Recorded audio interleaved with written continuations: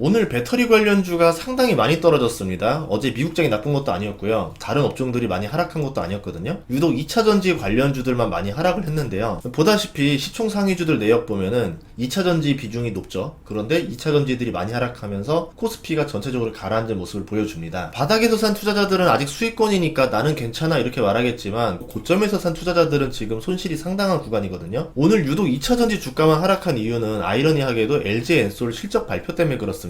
3분기 영업이익이 7,300억을 기록했어요. 역대 최대치를 기록합니다. 수주잔고도 500조가 넘는다고 말을 해요. 이렇게 좋은 날 컨퍼런스 콜에서 LG엔솔 CFO가 어떤 말을 했냐면은 전 세계 경제 성장률이 둔화되고 있다. 고금리 기조로 구매력이 위축되고 있다. 유럽 성장이 둔화되고 있고 중국 침투율 상승 영향으로 내년 매출 성장률이 올해만큼 크지 않을 것 같다. 내년 배터리 수요가 기대보다 줄어들 것으로 예상한다. 이렇게 말을 합니다.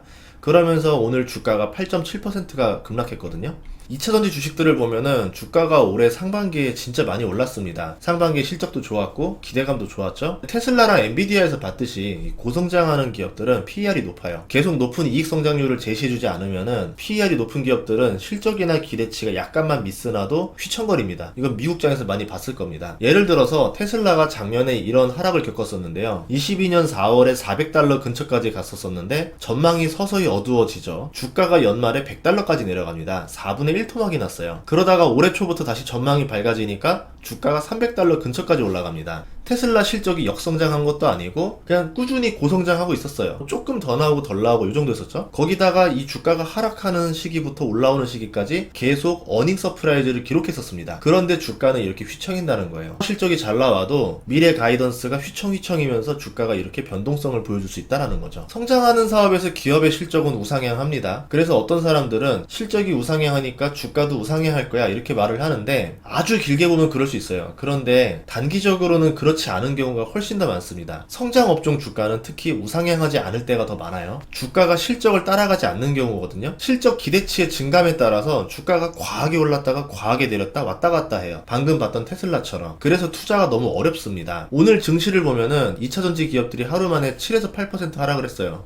이 밸류맵을 보다시피 코스피에서도 2차전지 비중이 상당히 커졌다라는 걸 알 수 있습니다. 시가총액 수십조가 되는 기업들이 상당히 포진되어 있죠. 2분기 실적이 나왔었던 3개월 전 대비 주가 변동률을 보면요. LG엔솔은 30% 하락했고요. 포스코가 32% 하락하고 삼성 SDI가 37%, LG화학 37%, 포스코 퓨처엠 54%나 하락을 합니다. 그러니까 코스피 지수가 하락할 수밖에 없었다라는 거죠. 코스닥은 상황이 더하겠죠. 에코프로를 보면 46% 하락했고요. 에코프로 BM은 54%, LNF 47% 하락. 반토막이 났습니다. 실적이 반토막 나느냐? 그렇지도 않죠. 실적은 계속 성장하고 있죠. 줄어든 것도 아니고 단지 기대치에 좀 못 미친다. 또는 내년에 약간 성장이 둔화될 것 같다? 이런 말만으로도 주가가 반토막이 나는 겁니다. 기술력이 부족한 것도 아니고 경쟁사가 더 강해진 것도 아니고 다만 이제 앞으로의 실적에 대한 전망이 살짝 미스났을 뿐인데 주가가 이렇게 크게 왔다 갔다 하는 겁니다. 그래서 주식이라는 게 생각과 다르게 움직이는 경우가 많은 것 같아요. 피터 린치 월가의 영웅에 나오는 문구를 활용해서 말씀드리면은 성장하는 산업이라 하더라도 어떤 기업을 고르느냐에 따라서 손실이 날 수 있다고 말을 하거든요. 한때 10배씩 성장했던 산업들을 이렇게 말하면서 그런데 그 중에서 어떤 기업을 샀으면은 다 상폐당했을 거다. 산업은 성장했는데 나는 깡통을 찰 수도 있다. 이런 말을 했었습니다. 제가 경험했던 태양광 시장은 보다시피 엄청나게 성장했어요. 시장 자체는 2009년부터 2020년까지 20배 넘게 성장했습니다. 그런데 어떤 주식을 샀더라도 물렸을 거라는 게 넌센스라는 거죠. 과거에도 고성장 산업이고 지금도 고성장 산업인데 기업들은 돈을 잘 벌고 있는데 주가가 안 오르더라. 오히려 과거 대비 많이 하락했다라는 겁니다. 이 밸류 체인을 보면은 가장 앞단에 있는 후방 산업과 중간재 산업, 고객을 만나는 전방 산업 이렇게 세 가지로 나눌 수 있거든요. 장기적으로 보면 서로 힘의 추가 바뀌어요. 그래서 밸류 체인 안에서도 초기에는 어떤 주가가 많이 오르고 후기에는 어떤 주가가 많이 오르고 이렇게 달라질 수도 있고요. 그런데 태양광 같은 경우는 모든 밸류 체인의 기업 주가가 초기 때보다 다 많이 하락을 했죠. 성장 초기에는 주가가 엄청난 상승을 했고 지금은 실적과 이익이 크게 늘었는데도 불구하고 주가가 오르지 않고 있습니다. OCI 홀딩스를 보면은 과거 66만원까지 갔었던 주가가 2만원에 내려왔고 지금은 9만원이에요. 작년에 영업이익이 거의 1조였는데 분할한 두 회사 시총을 다 합쳐도 지금 시가총액이 2조 5천억 밖에 안 됩니다.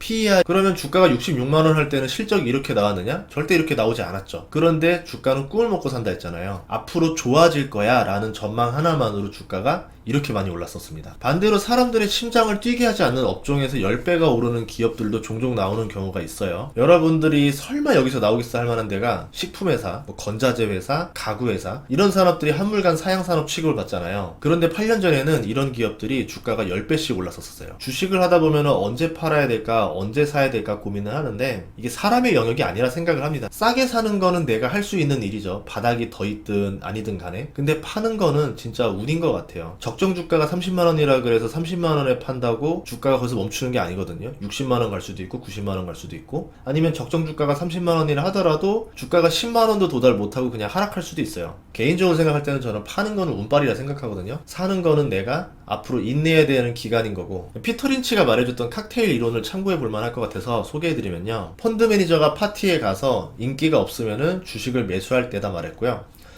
파티에서 손님들과 치과 의사가 펀드 매니저한테 와서 자신에게 종목을 이거 사라고 설교를 하면은 그거는 주식을 팔 때다라고 말을 했습니다. 이를 이용해서 보면은 모두가 열광하는 주식은 실적과 상관없이 그때 파는 게 맞다 생각하고, 반대로 모두가 부정적으로 말하면은 그때가 주식을 살 수 있는 바닥이다 생각을 하거든요. 이번에 2차전지 하락이 내년 전망이 나빠서 라고 말을 했고, 그것 때문에 주가가 이렇게 큰 폭으로 하락을 했는데 정말 내년 전망이 나쁜 게 맞을까요? 이거 예상하기 어렵습니다. 만약에 다시 좋아지면 주가는 어떻게 될까요? 이것도 예상하기 어려워요. 전망이 맞든 틀리든 장기적으로 실적이 우상향하기 때문에 대중의 탐욕과 공포에 따라서 실적은 이만큼 올라가는데 어느 날 탐욕은 더 오버슈팅 해버리는 거고, 반대로 어떤 때는 공포가 더 나오면서 저점으로 언더슈팅이 나오는 거죠. 주가가 이렇게 출렁출렁이면서 올라갈 가능성이 있습니다. 그런데 대중이 인내할 수 있는 시간이랑 주가가 바닥을 찍고 오르는 시간이 서로 달라요. 우리나라 투자자들은 3달만 투자해도 장기 투자자라고 할 거고, 바닥을 찍고 올라오는 시간은 1년 이상의 시간이 걸릴 수도 있습니다. 사이클 따라 다른데 보통 디스플레이라던가 반도체 같은 경우는 3년 반 정도, 제조업 같은 경우는 10년 정도 사이클, 건설업 같은 경우는 17년 정도 사이클이 있거든요. 사이클이 생각보다 길 수도 있다라 생각을 하고 들어가야 되는데, 그런데 우리나라 투자자들은 아까 말했던 대로 3달만 견디는 것도 쉽지 않아 하는 것 같습니다. 반대로 말하면은 우리나라 투자자들 대부분이 단기 투자자이기 때문에 증권사가 수수료를 먹고 사는 게 아닌가 또 이렇게 생각하거든요. 이렇게 비좁은 땅에서 20개가 넘는 증권사가 돈을 다 잘 벌고 있을까? 투자자의 문제도 있다 이렇게 생각을 해봐야 되겠죠. 성장업종 초창기에는 또 모두가 상승하지만 시장이 성숙할수록 소수의 종목만 남고 나머지는 도태되기 시작합니다. 그래서 기술력이 뛰어나고 시장 점유율 좋고 브랜드가 있는 기업에 투자해야지 최후의 승자가 될 수 있겠죠. 그냥 나는 많이 먹을 거야 이러면서 위험한 종목에 투자하게 되면은 정말 그 종목이 사라질 수가 있어요. 아까 말했던 대로 산업은 크게 성장했는데 내 기업이 없어져 있어요. 이렇게 되면 나는 돈을 못 버는 거잖아요. 투자자 입장에서는 산업이 성장하는 게 중요한 게 아니라 내가 투자한 주식이 올라야 돈을 버는 거잖아요. 그래서 주식의 관점에서 쳐다봤으면 좋겠습니다. 그러면 돈을 어떻게 벌 것인가? 피터 린치의 칵테일 이론을 다시 빌려보도록 하겠습니다. 지금 사람들이 관심을 갖지 않고 부정적인 소리를 하는 업종에서 10배가 오르는 주식이 나올 가능성이 저는 더 높다라고 봐요. 오히려 대중의 관심이 가득한 업종에서 거기서 더 10배 오르는 게 쉬운 일이 아니라 생각을 하거든요. 대중의 관심이 없기 때문에 주가가 저평가되어 있을 거고, 경기가 회복되고 정책이 바뀌면은